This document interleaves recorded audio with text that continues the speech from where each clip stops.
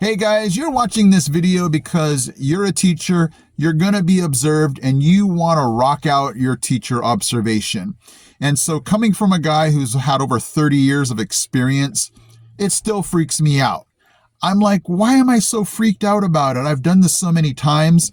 Because as teachers, we just don't want somebody coming into our room, judging us and critiquing us on every little thing that we do. We know it's supposed to happen. We know it's their way of figuring out, if we're doing our job or not. And that's partly probably why we're freaking out. We know that our job kind of depends on us getting a really good observation. And so we're just built that way. We just, we're hard enough on ourselves. And to think somebody coming into our room and writing this down and making this official freaks everybody out. So today what I want to do is go over the 5 tips to help you rock out your next teacher observation. All right, here we go. Number 1, we usually as teachers call this the dog and pony show, and we should not be making it a dog and pony show. So my first tip would be make this as normal and routine as possible. Now, hopefully you're not watching this the night before your observation, but as you start to develop your norms, your routines in your class, it should follow those same patterns.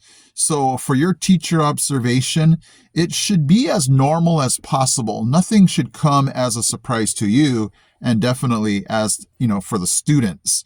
So whatever your routine is, try to follow that same pattern, whatever it is, handing out materials, bringing materials in. The presentation of your lesson should be as normal as possible. And that's going to come with weeks and months before your teacher observation of just building on those same routines.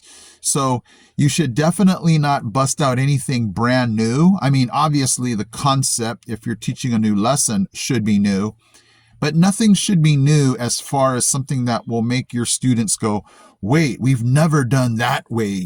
Whatever it is, we've never done it that way before. Everything should follow the same pattern that you've established already. The second thing I would say is definitely if you can ask whoever is observing you, like if they're saying, hey, when would you like to be observed? Definitely have it as early as possible in the morning. Now, sometimes we don't get a choice, like if they're coming in to see language arts or math or something specific and there's a time frame for that, obviously you can't help that. But if you can, establish when the observation is going to be, I would make it as early as possible. Here's my reasoning. Number 1, kids are super fresh in the morning, and so are you. When you come in the morning, everybody's just raring to go, and everybody should be on their best in the morning. Now, here's another situation. Some students take medication, and sometimes that medication wears off, and that's why you want to try not to have it in the afternoon. People get tired, that medication wears off, and normally just as the day goes on, energy levels just start to go down.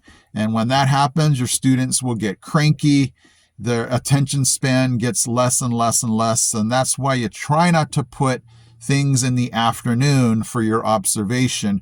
Try to have it as close to the morning as possible, as early as possible, where everybody is just fresher. The third thing I would say is if you can, try to get a teacher who's already had their observation. See if you can carve out some time either to talk with that teacher or to actually see how their morning or routine goes, so you can kind of, as teachers say, we steal things, we try to get as much information as we can, especially if that teacher has had a rocking observation too. So just say, hey, can I stop in for a little bit and see one of your lessons if you have that time? Or if you don't, just ask them, hey, what were some of the points that you made sure you covered within your lesson, especially if your school has a focus. Sometimes they'll say, hey, when we come in, we want to see this, and definitely be, mindful of what those things that they're looking for. But, if it comes down to it, obviously have your standard posted and have your learning objective. And, your school or district might call it different things. Learning objective, learning goals. Your administrator, whoever's doing this observation, they want to know, what is the goal of the entire lesson?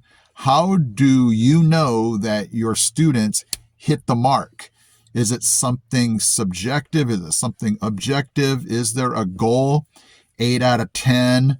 At the end of the class is, so many students are going to be asked a question. Will they be able to get it right?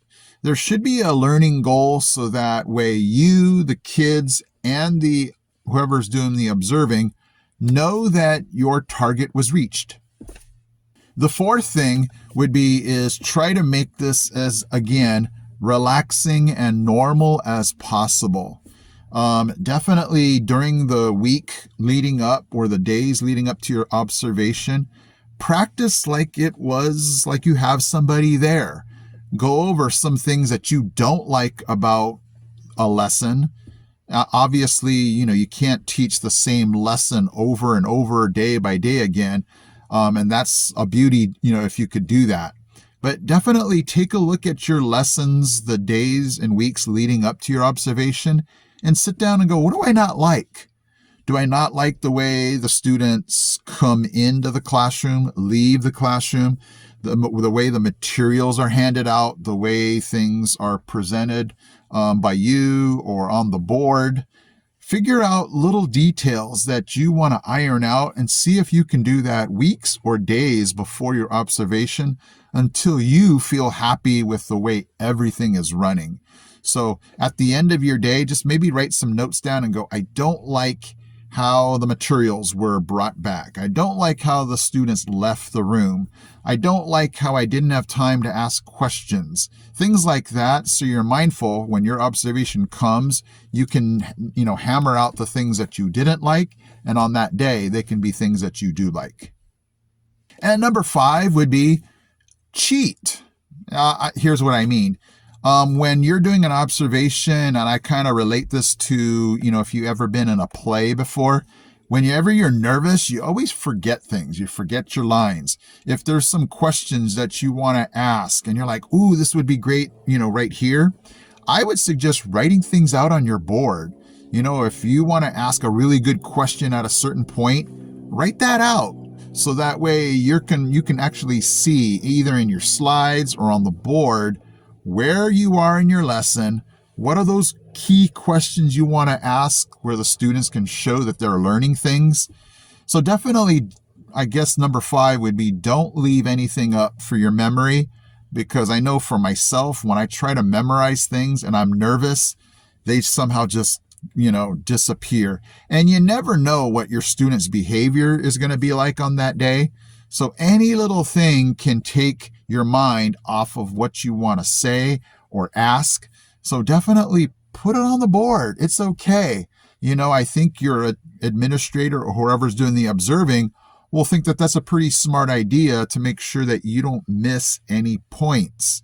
So either write it out, give yourself some cheat sheet cards or something where you can look to make sure you don't forget anything. All right, guys, so hopefully these tips were helpful. And again, you get a big enough jump on your observation to make things as normal as possible.